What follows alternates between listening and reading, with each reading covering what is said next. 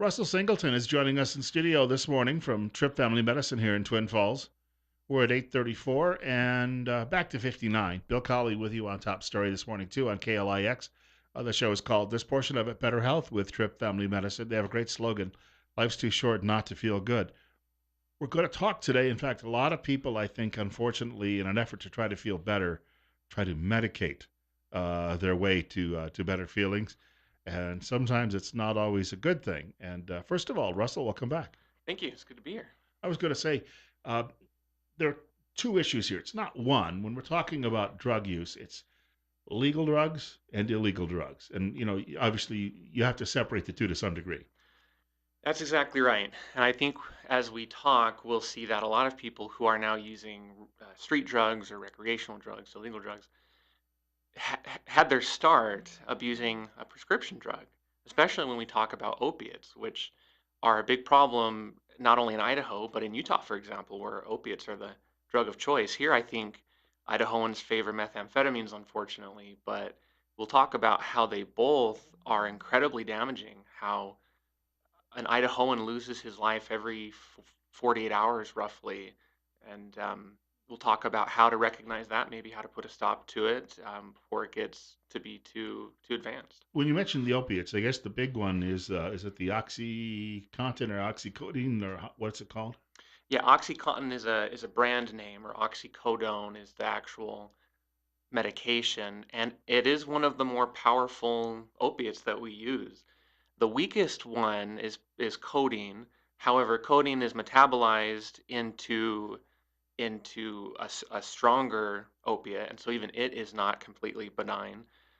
But you'll see a lot of Vicodins, which is hydrocodone. You'll see a lot of the oxycodone products like OxyContin, and I think we're starting to see more and more how long-term use of these products actually has no medical evidence at all, and that's what OxyContin is. It's a continuous use, long-term opiate medication. We're trying to break that. It's a great thing to have after surgery, but the CDC is now saying that for the most part, prescribing needs to be kept to a week. A week. In other words, we don't want anyone walking out of the hospital and still having a need for it. Well, and we have whole businesses, whole clinics that are set up to manage people's opiate medication. Eventually, people get to the point where they're taking so much that they feel no relief at all, and they have to be whitewashed. They have to withdraw from everything and kind of start from the ground up. But the connection I wanted to make today is how so many people who go on to abuse street drugs or recreational drugs got their start abusing prescription drugs. In fact, there's a statistic out there that 1 out of 5 high school students in Idaho, high school students, have used a prescription drug without a legitimate prescription. So this problem begins early, early. These are people raiding the medicine cabinet at home or at a friend's house. Yeah, absolutely. I think they'll start with mom and dad because it's within reach, then grandma and grandpa, and eventually they start breaking into homes. And so anytime we prescribe this medication, we not only do it for a very short amount of time and provide a very limited supply, but we tell patients and their parents, if the patient is a minor, that these need to be administered by an adult and they need to be locked up and kept out of sight. The medicine cabinet is not a good place for these. A lot of times with young people, I don't think the threat of arrest or the law has an impact because they think to themselves, well, I'm young. I can always, number one, I can always recover from the use of this. And number two, I can always recover from the law. 20 years from now, it won't make a difference. It won't be on my record. Well, and that's where we start talking about things like addiction and dependency. Addiction actually isn't a medical term, where dependency is. Dependency refers to the biological need for this drug to continue basic levels of functioning, where an addiction has more to do with the destructive behaviors that a person will engage in to continue their use, and it refers to the negative consequences in their life, their how their family relationships suffer, their work, their schooling, and I think people overestimate their ability to break free of something that not only affects them biologically, but psychologically as well. And as a kid, you don't fear much because you're healthy when you look in the mirror, and for the most part, think this can't happen to me. Yeah, it's about perspective. Kids just haven't lived long enough to know what can go wrong. I mean, I remember when I was a young man, I remember asking my dad permission to do this, that, or the other thing, go on this trip, do that thing. And he would often reply with the things that could go wrong, not to discourage me, but just to help me understand, have you thought about all of the consequences? And I would say, oh, no, that could never happen. That's not going to happen. That's not an issue. And he would always respond with something like, the fact that you don't recognize that, the fact that you can't see that means you're not old enough to be doing this. It reminds me of my parents. They were like a Bond villain or somebody in medicine. Doctor, no. Yeah. Uh, we've got more coming up with Russell Singleton on Trip Family Medicine. You can also reach us. Hold on to your telephone calls. We'll talk to you after the break. It's 8:40, and we've got 57. Temperature's going the wrong way, at least temporarily. Bill Colley with you this morning on News Radio 1310 KLIX and newsradio1310.com. Telephone number to reach Russell Singleton from Trip Family Medicine while he's in the studio with us is 736 0300, 736 0300. And he's talking about issues, drug issues, and he referenced it differs sometimes state by state. Utah is slightly different than what we see in Idaho, but oftentimes these issues involve children, teenagers especially, and can get out of hand. Also, they involve adults too as well. If you've got a comment or question, feel free to give us a call. We're at 59. It's coming up on 8:43. Bill Colley with you as well this morning on News Radio 1310 KLIX and newsradio1310.com. Before we talk much more, for people who'd actually like to reach you at the office, how do they go about doing that? Give us a call at 933-4400. I also want to remind people that we are very soon having our fifth anniversary celebration on July 14th at the city pool. RSVP is required because it's a limited space and it's open currently only to patients and their families. But we're going to have a barbecue, we're going to have a pool party, prizes, games. It'll be a lot of fun. So call 933-4400 to schedule an appointment or to RSVP for our fifth anniversary pool party. July 14th, wasn't it? Yeah, it is July 14th from Bastille 5 Day. p.m. to 7 p.m. And that's a Friday for people out there who might be counting, right? I believe it is. We wanted to mention, you talked a little bit about the issues we have with this going on, and obviously it's very costly economically, it's costly to families, it harms people's lives, their relationships. The other day I was driving to work and I was coming down South Washington Street, and there was a police car ahead of me, and I knew right away what he was doing. He passed a pocket park, and as he did, he spotlighted it. And the reason he's doing that at 4:55 a.m. is because in the parks, because they're landmarks, people deal a lot of illegal drugs in these places, and they do it after sunset because they know that they can get away with it. Maybe, well, not get away with it, but more difficult to see them. And they pick these parks because the parks are often, a place everyone would know where to find. But obviously they're keeping a close eye on this because of these issues. And then there's a church in town that has had some issues where people are using the parking lot for the very same thing too, as well.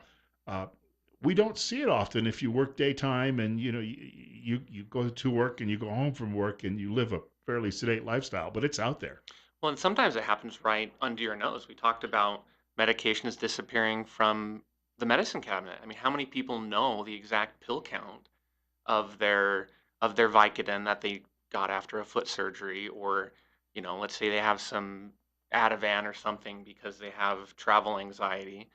How many people know exactly how many pills are in the bottle? And would you know if one or two went up missing? Some of these have a price of several $100s per pill. And I think it happens even in plain daylight. But certainly where people can't be discovered as well. We have a caller looking to join us.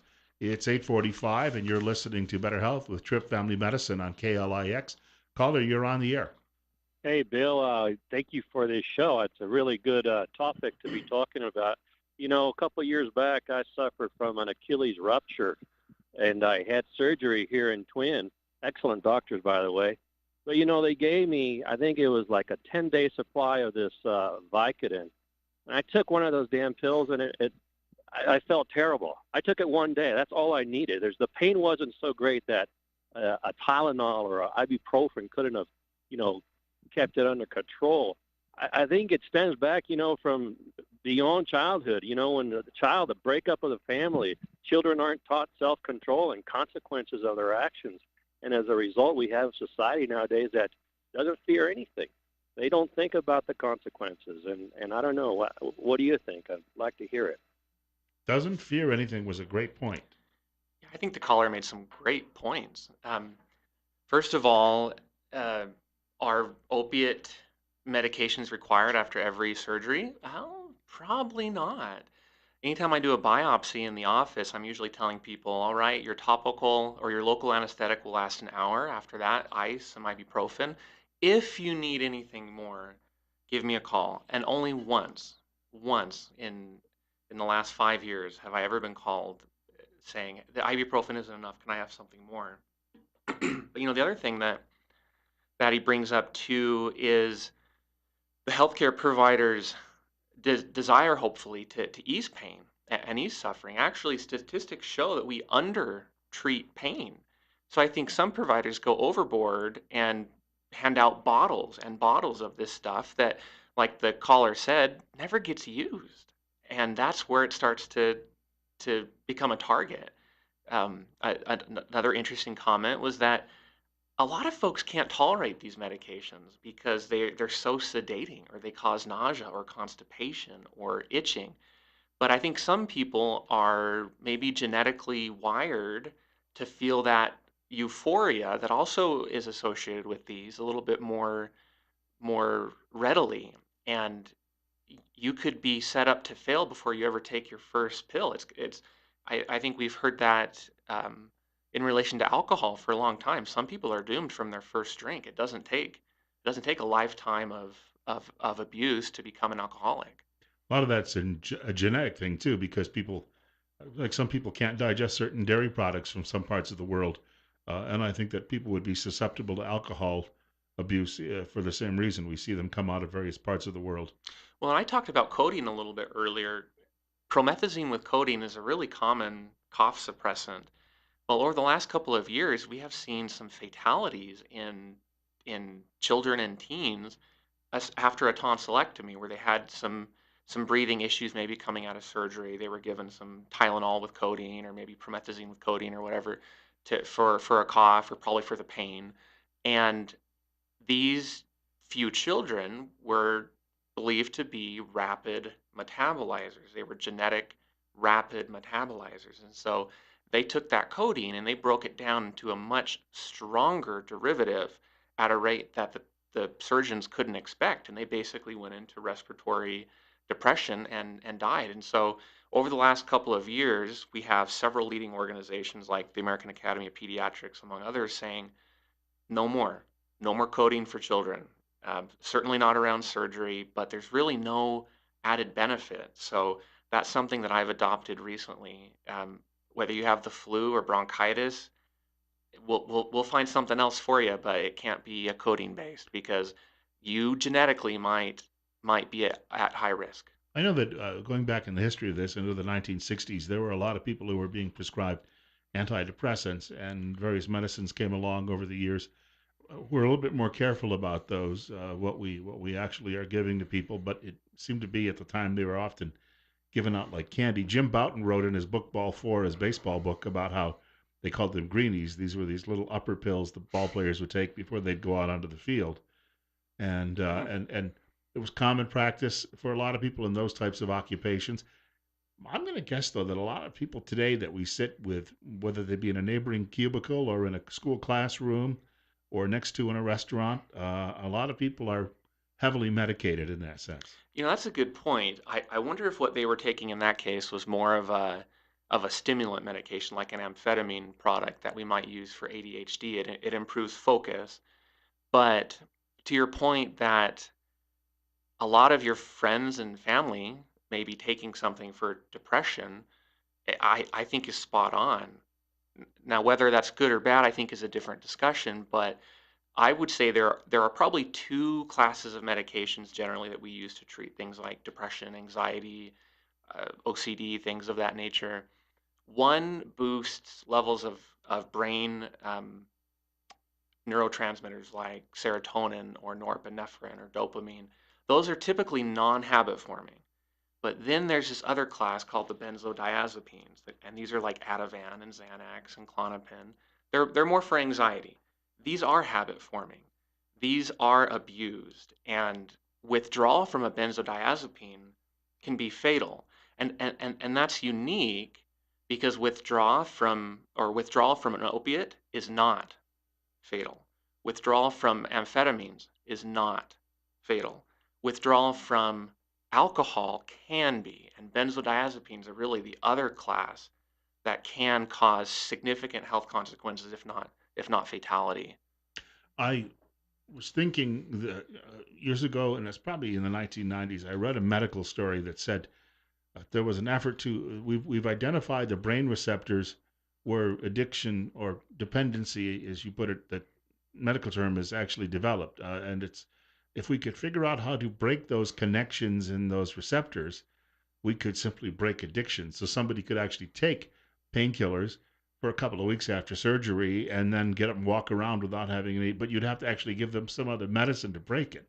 Yeah, there's two interesting points there. I think number one, you're spot on. It's about the reward pathway in the brain that involves dopamine. And actually, it's the same pathway whether you are taking a prescription drug or whether you're receiving praise or eating something you like. The pathway is the same. So, can you be quote unquote addicted or dependent on other things?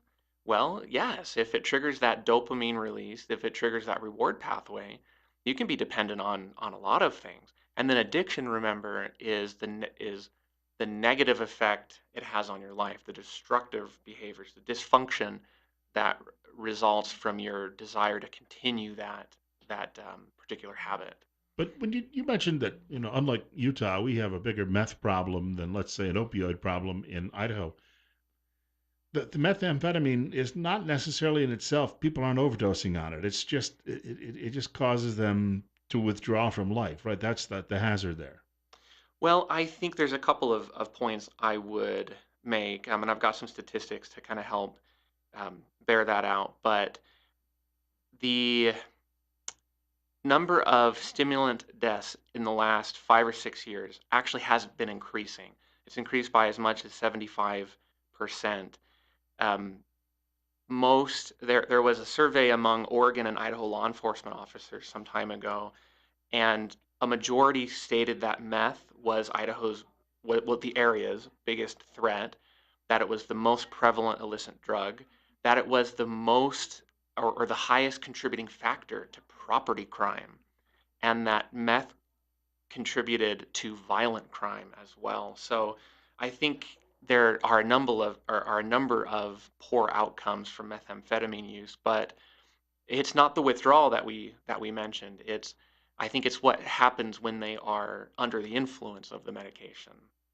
Now, the heroin epidemic that has been hitting parts of the East and the Appalachian region hasn't quite reached here to the same degree yet, but I think we're still seeing some of that too as well.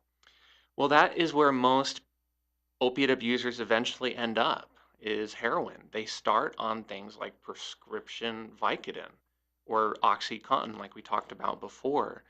And then when they've already gone through the medicine cabinet, when they've already gone through grandma's medicine cabinet, they start buying the prescription version on the street. And then when that supply dries up, what they're left with is heroin. And heroin, unfortunately, is the purest form. It's much more potent and much more deadly. And so at that point, we see fatalities, we see the morbidity increase drastically. I have a friend, he works for a big city news department back east, and he says the police departments there are now, even every officer on the street is assigned a kit to to give the medicine to these people who've overdosed to try to bring them back.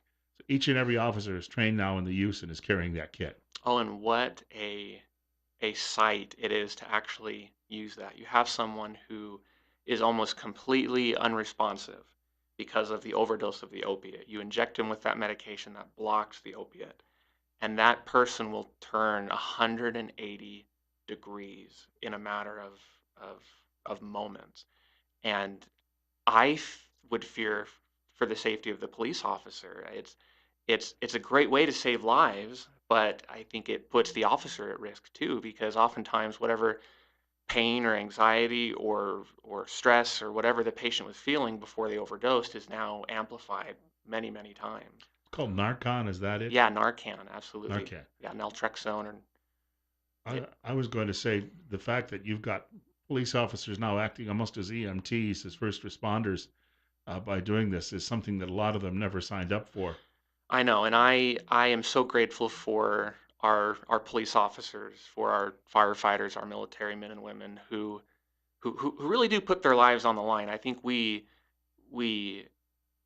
rightfully praise those in the military, but maybe not enough those who serve on our local law enforcement, because they're right at home trying to raise their families, live their lives, but they're putting their lives on the line, really. Got to mention before we wrap up the pool party again. Better news, happier news. Yeah, absolutely. If you're a patient or if you are the immediate family of a patient, give us a call at 933-4400 to reserve your spot.